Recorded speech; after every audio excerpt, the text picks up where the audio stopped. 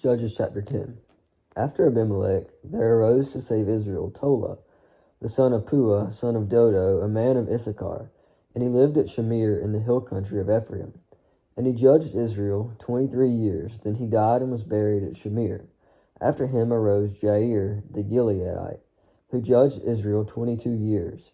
And he had 30 sons who rode on 30 donkeys. And they had 30 cities called Havoth Jair to this day, which are in the land of Gilead. And Jair died and was buried in Camon.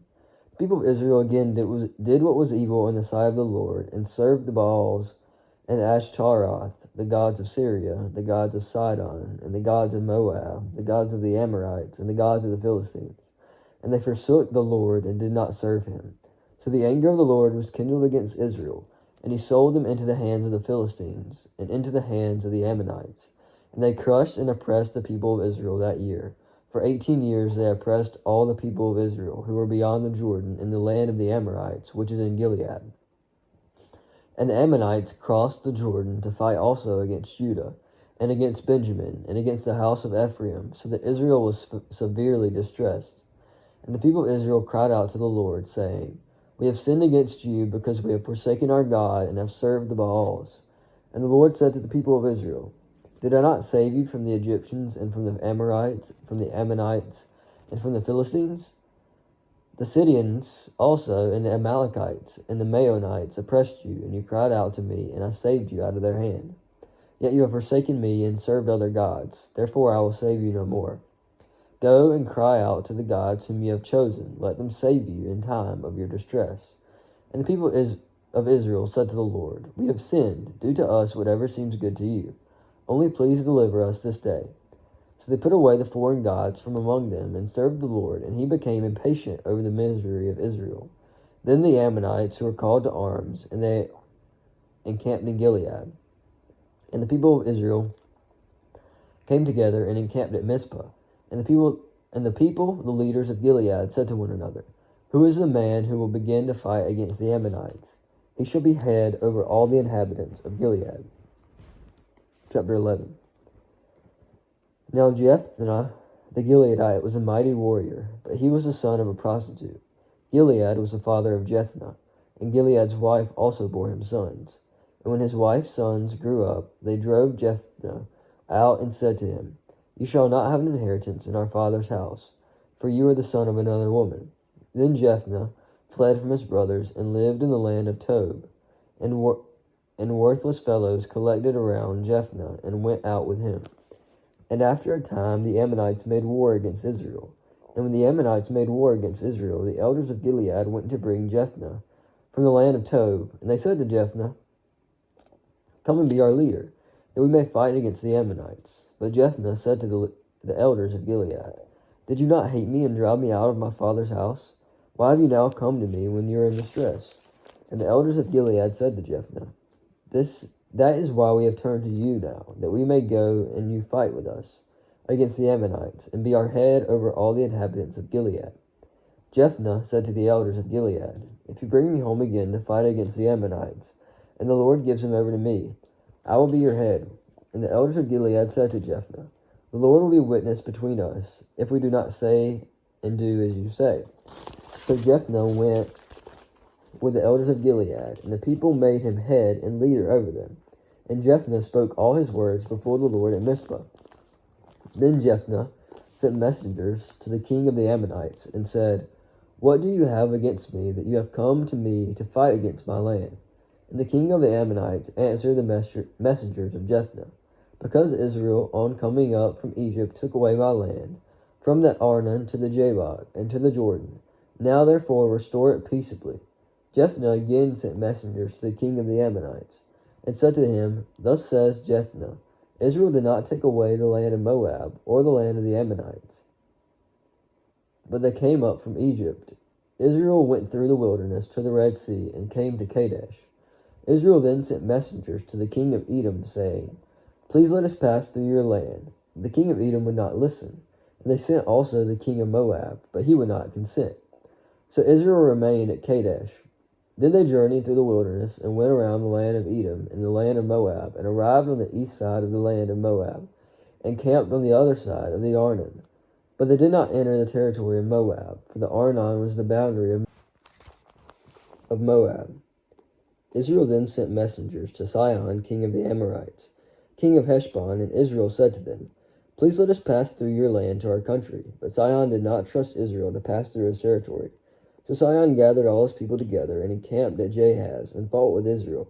And the Lord, the God of Israel, gave Sihon and all his people into the hand of Israel, and they defeated them. So Israel took possession of all the land of the Amorites, who inhabited that country.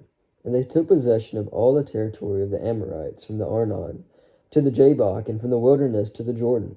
So then the Lord, the God of Israel, dispossessed the Amorites from before his people Israel. And are you to take possession of them? Will you not possess what Shemosh your God gives you to possess? And all that the Lord our God has dispossessed before us, we will possess. Now are you any better than Balak the son of Zippor, king of Moab? Did he ever contend against Israel, or did he ever go to war with them? While Israel lived in Heshbon and its villages, and in Aroer and its villages, and all the cities that are on the banks of Arnon, 300 years, why did you not deliver them within that time? I therefore have not sinned against you, and you do me wrong by making war on me. The Lord the judge decided this day between the people of Israel and the people of Ammon. But the king of the Ammonites did not listen to the words of Jephthah, and that he sent to him. Then the Spirit of the Lord was upon Jephthah, and he passed through Gilead and Manasseh, and passed on to Mizpah of Gilead. And from Mizpah of Gilead he passed on to the Ammonites.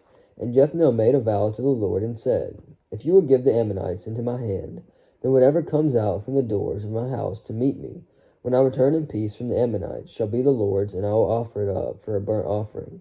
So Jephthah crossed over to the Ammonites to fight against them, and the Lord gave them into his hand. And he struck them from Aroer to the neighborhood of Mithna, 20 cities, and as far as Abel Keriam, with a great blow, so the Ammonites were subdued before the people of Israel.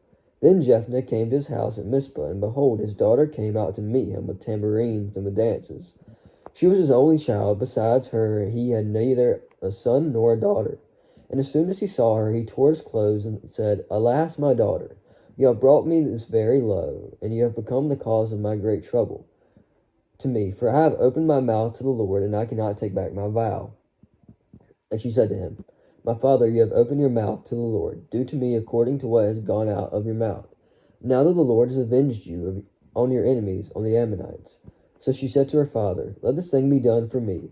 Leave me alone 2 months, that I may go up and down on the mountains and weep for my virginity, I and my companions. So he said, Go. Then he sent her away for 2 months, and she departed, she and her companions, and wept for her virginity on the mountains. And at the end of the 2 months she returned to her father, who did with her according to his vow that he had made. She had never known a man, and it became a custom in Israel that the daughters of Israel went year by year to lament the daughter of Jephthah the Gileadite 4 days in the year. Chapter 12. The men of Ephraim were called to arms, and they crossed to Zaphon, and said to Jephthah, Why did you cross over to fight against the Ammonites, and did not call us to go with you? We will burn your house over with fire. And Jephthah said to them, I and my people had a great dispute with the Ammonites, and when I called you, you did not save me from their hand. And when you did not save me from their hand, I saw that you would not save me. I took my life in my hand, and crossed over against the Ammonites, and the Lord gave them into my hand. Why then have you come up to me this day to fight against me? Then Jephthah gathered all the men of Gilead, and fought with Ephraim. And the men of Gilead struck Ephraim, because they said, You are fugitives of Ephraim, you Gileadites, in the midst of Ephraim and Manasseh. And the Gileadites captured the fords of the Jordan against the Ephraimites. And when any of the fugitives of Ephraim said, Let me go over, the men of Gilead said to him, Are you an Ephraimite? When he said no, they said to him, Then say Shibboleth. And he said Shibboleth, for he could not pronounce it right. They then seized him and slaughtered him at the fords of the Jordan. At that time 42,000 of the Ephraimites fell. Jephthah judged Israel 6 years. Then Jephthah the Gileadite died and was buried in his city Gilead. After him, Abizan of Bethlehem judged Israel. He had 30 sons and 30 daughters he gave in marriage outside his clan, and 30 daughters he brought in from outside for his sons. And he judged Israel 7 years. Then Abizan died and was buried at Bethlehem. After him, Elon the Zebulunite judged Israel, and he judged Israel 10 years. Then Elon the Zebulunite died and was buried at Ajalon, in the land of Zebulun. After him, Abnon the son of Hillel, the Pirathite, judged Israel. He had 40 sons and 30 grandsons, who rode on 70 donkeys, and he judged Israel 8 years. Then Abdon, the son of Hillel, the Pirathite, died and was buried at Pirathon in the land of Ephraim in the hill country of the Amalekites.